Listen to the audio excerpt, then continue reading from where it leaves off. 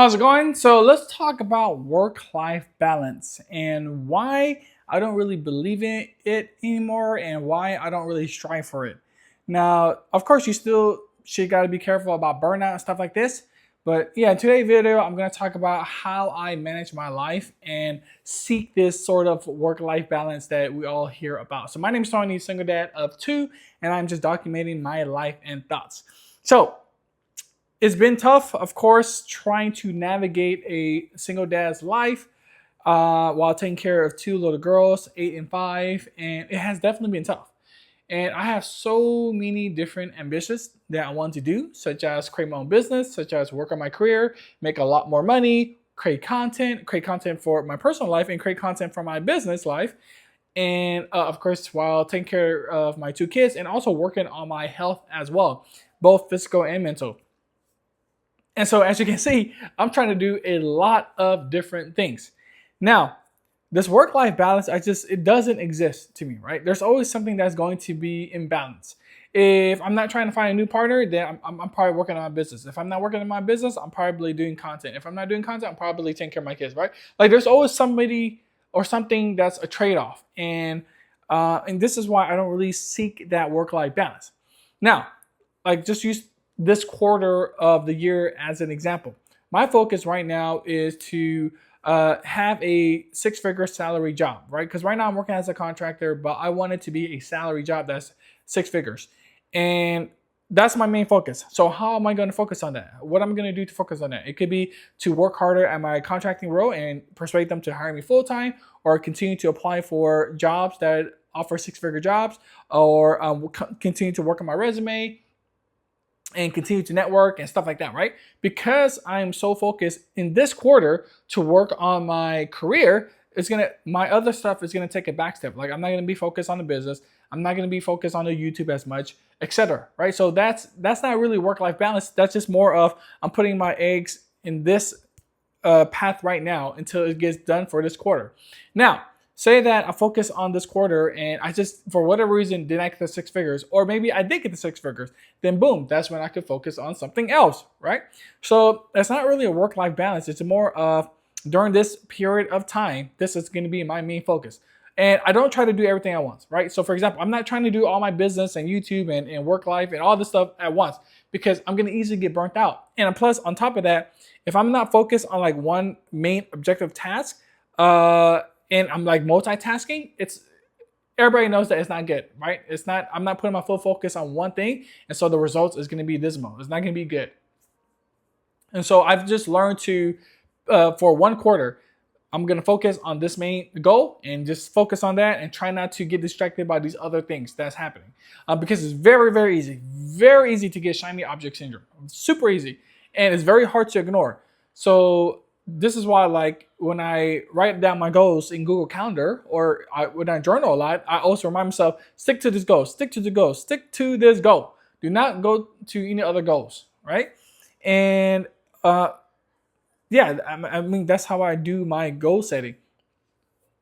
And now, how do I prevent myself from burning out? How do I prevent myself from caving in or being too tired or getting too lazy? And that's strictly because of discipline, or I should more say deeper than that is systems. I have created multiple systems and I have refined it over time to fit my lifestyle, right?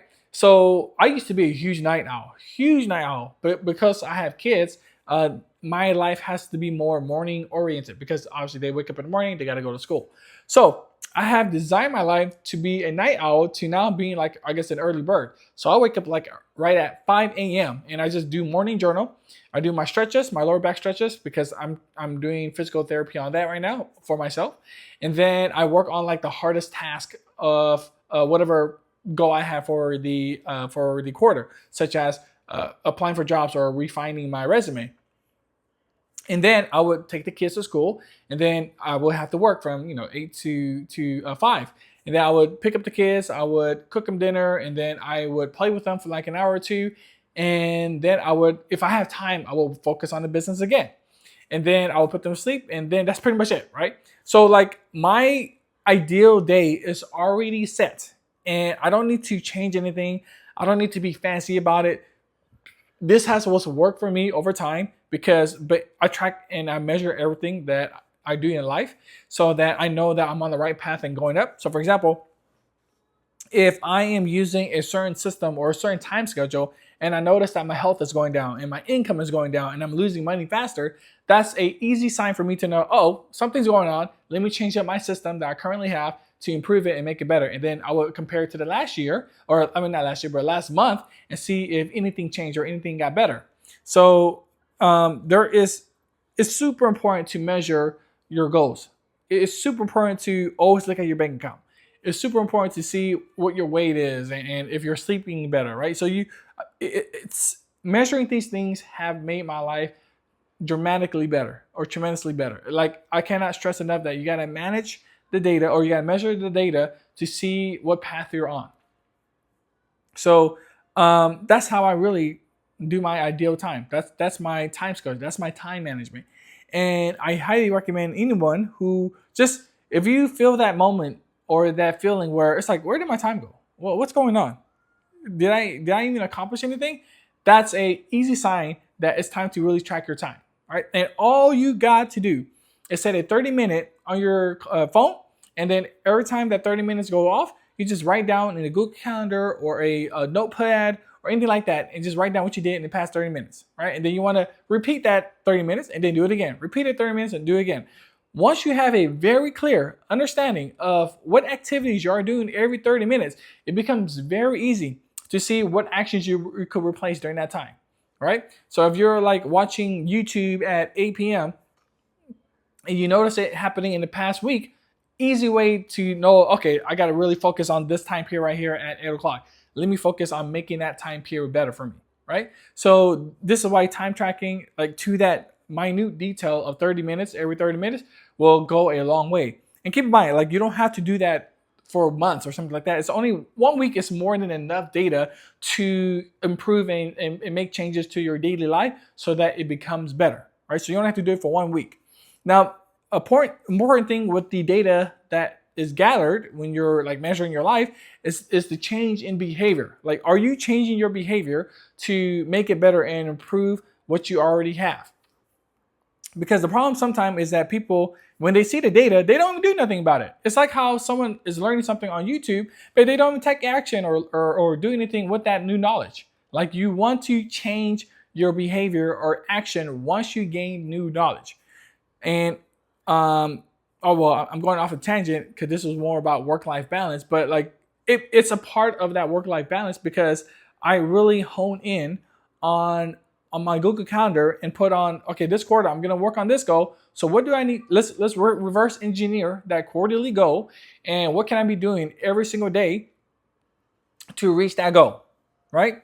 And making sure that I get a six-figure job. That salary is important for me because contracting role is not stable. It's not something that I could depend on because there's no benefits, and while it pays really good, there's just no benefits. And on top of that, you have to pay a lot of taxes because the company's not paying any taxes because they're paying me as a contractor. So I have to really, if I find a salary job that pays six figures, I get to have bonuses, I get to have benefits, and I get to make a lot of money. So that is a very good quarterly goal to focus on. So that is my spill on my work-life balance. I hope it helped. I don't really strive for work-life balance. I strive for being very in balance and focus on this one main goal I'm trying to accomplish for the quarter. And it has helped so much for me in my life. In the past 3 years, I have 5x my net worth. I am at my peak health. I am stronger than ever. And it's because each quarter, I choose something that I really focus on and really hone in on and just go all in on it, right? Distraction free.